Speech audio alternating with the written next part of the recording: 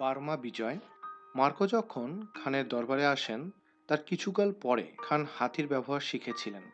মার্কোর কথিত কাহিনী অনুসারে এক স্মরণীয় যুদ্ধ হয়েছিল সুদূর দক্ষিণ পশ্চিমে। মার্কো তখন ছেলে মানুষ বলে সে অভিযানে অংশ নিতে পারেননি, কিন্তু তিনি সব খবর শুনে পরে তার বইয়ে সে কাহিনী লিখে গেছেন।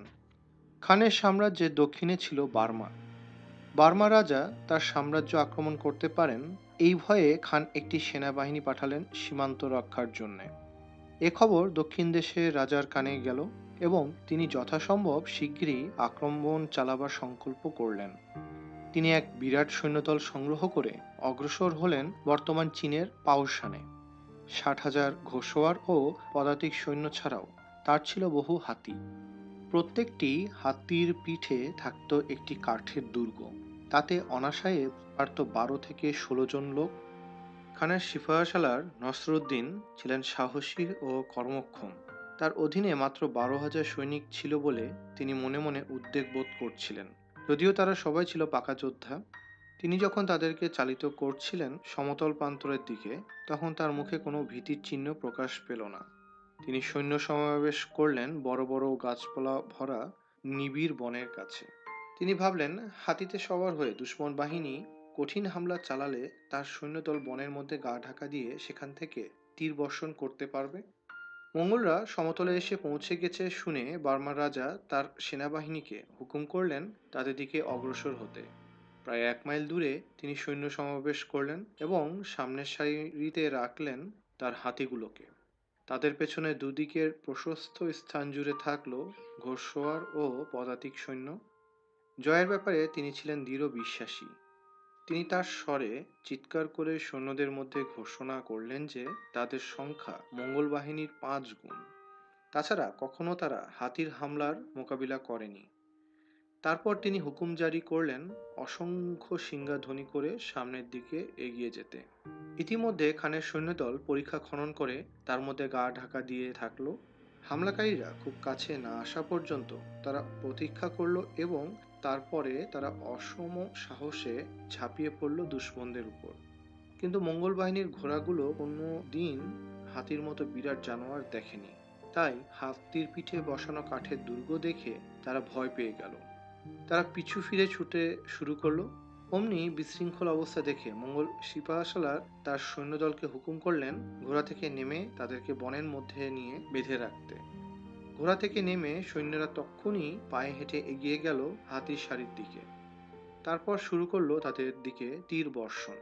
হাতির পিঠে উঁচু দুর্গে অবস্থিত সৈন্যরা এবং রাজকীয় সেনাবাহিনীর অবশিষ্ট সৈন্য তার জবাবে শুরু করলো ক্রমাগত তীর বর্ষণ। কিন্তু তাদের তীরগুলো যেমন মারাত্মক ছিল না মঙ্গলদের তীরের মতো। মঙ্গলদের ধনুক ছিল বেশ মজবুত করে তৈরি। সিপাহসালার হুকুম দিলেন যে সবগুলো তীর ছুটতে হবে হাতিগুলোকে লক্ষ্য করে। দেখতে দেখতে অসংখ্য তীরে ছেয়ে গেল হাতিগুলোর দেহ। অকস্মাৎ হাতিগুলো পেছন দিকে ফিরে সৈন্যদের দিকে ছুটতে লাগলো। অবস্থা দেখে পেছনের সৈন্যরা দিশাহারা হয়ে পড়ল। হাতিগুলোকে আয়ত্তে রাখা অসম্ভব হলো মাহুতদের পক্ষে। আঘাতের যাতনায় অস্থির ও মঙ্গলদের চিৎকারে সন্ত্রস্ত হাতিগুলো আয়ত্তের বাইরে গিয়ে চারিদিকে ছোটাছুটি করতে লাগলো। অবশেষে ক্রুদ্ধ ও ভীতগ্রস্ত হাতির দল গিয়ে প্রবেশ করলো বনের এমন এক অংশে যেখানে মঙ্গলদের দখল ছিল না। গাছগুলো ছিল প্রকাণ্ড আর তার শাখা প্রশাখা ঘন সন্নিবিষ্ট। হাতির পিঠের দুর্গগুলো পড়তে লাগলো তীব্র আওয়াজ করে। তার আরোহীরা কেউ হলো নিহত, কেউ হলো আহত।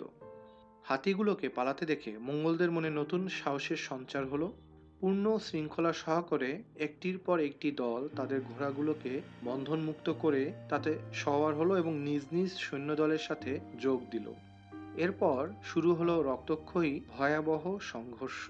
বার্মার সেনাবাহিনী ছিল যথেষ্ট সাহসী এবং রাজা নিজে সৈন্যদের ব্যূহের মধ্যে ঘুরে ঘুরে উৎসাহ দিচ্ছিলেন মজবুত হয়ে দাঁড়াতে এবং হাতিগুলো দুর্দশা দেখে ভীত না হতে।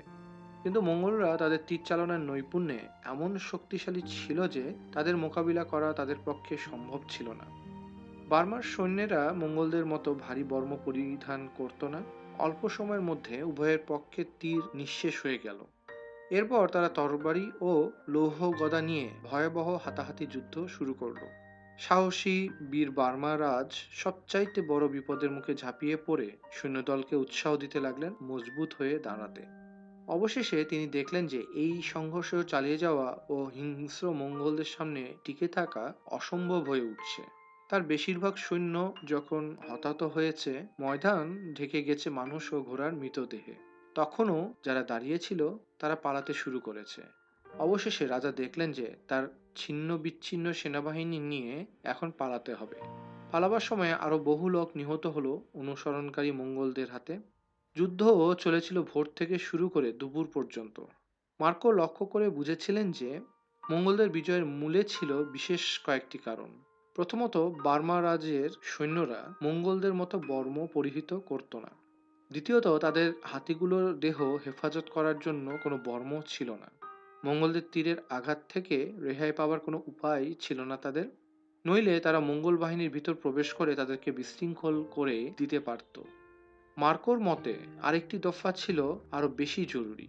মঙ্গল বাহিনী যে 5টি বনের আশ্রয় থেকে যুদ্ধ চালনা করে যাচ্ছিল, তার উপর আক্রমণ করা বার্মা রাজের পক্ষে উচিত হয়নি। তার চেষ্টা করা উচিত ছিল তাদেরকে খোলা ময়দানের দিকে টেনে আনার জন্য।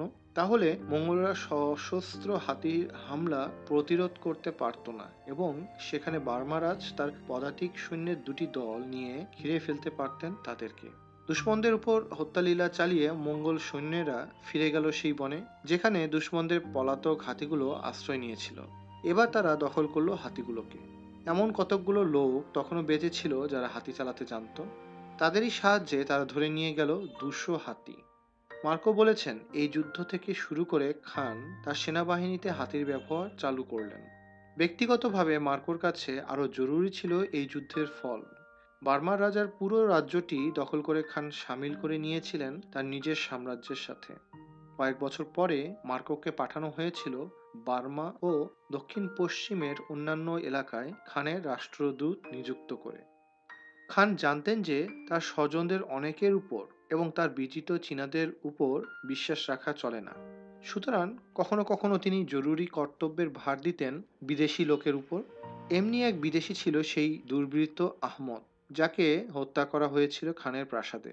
আরও কয়েক বিদেশি কর্মচারী ছিল ইহুদি ও খ্রিস্টান। ইতিমধ্যে ভেনিসের তরুণ খ্রিস্টান মার্কো বয়স্ক হয়ে উঠেছেন। তিনি হয়েছেন খানের বিশ্বাসভাজন। তাই তিনি মনোনীত হয়েছেন খানের সাম্রাজ্যের দক্ষিণ পশ্চিম এলাকার এই জরুরি পদের জন্য।